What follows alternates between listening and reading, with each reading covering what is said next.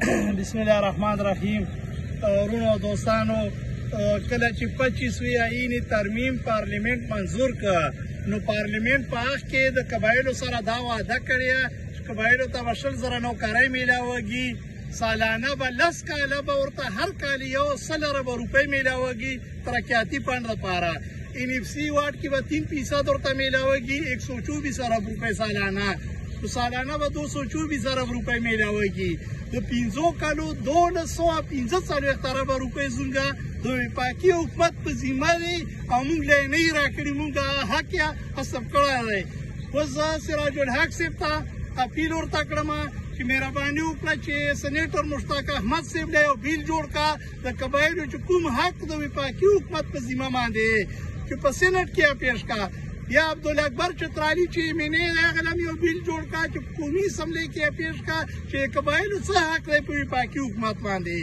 بیا سراج الحق صاحب ته دا اپیل کړم چې سپریم کورټ پاکستان ته به یو خط ولیکي چې آئینده په 184 کې سموټو ایکشن واخله د 1 کروڑ قبایلو 1245 ارب روپۍ غصب شوي دي چې سپریم کورټ وفاقي حکومت هم راوغواړي، صوبایي حکومت هم راوغواړي، تاسو قبایلو حق ولې نه ادا کړی.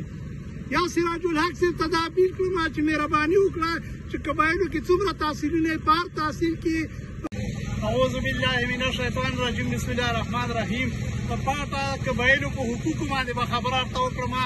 د جماعت اسلامي مشر سراج الحق صاحب ته دا اپیل کوم چې د قبایلو چې کوم حق لري په قومي اسمبلی په سینټ او په سپریم کورټ پاکستان کې پیش کړه. لکه کله 25 آئینی ترمیم منظور شو نو په هغه کې قبایلو سره وعده کړې وه 100,000 نوکرۍ به پولیس ورکوو. NFC واټ کې 3% حصه سالانه 124 ارب روپۍ، 10 کالو پیکج 100 ارب روپۍ به قبایلو ته میلاوږي. 224 ارب روپۍ د سالانه قبایلو حق و.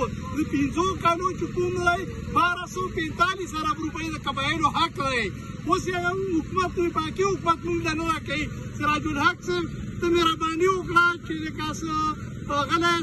هغه بیل جوړ کړه چې سینیټر مشتاق احمد صاحب په سینټ کې پیش کړه، مولانا عبدالاکبر چترالی په قومي اسمبلی کې پیش کړه. د قبایلو چې کوم حق دی قانوني طور باندې او سپریم کورټ پاکستان ته یو خط ولیکه او ورته مطالبه وکړه چې سموټو ایکشن واخله آئینده په 184 کې قبایلو حقوقو باندې وفاقي حکومت او صوبایي حکومت ته جواب طلبي وکړه.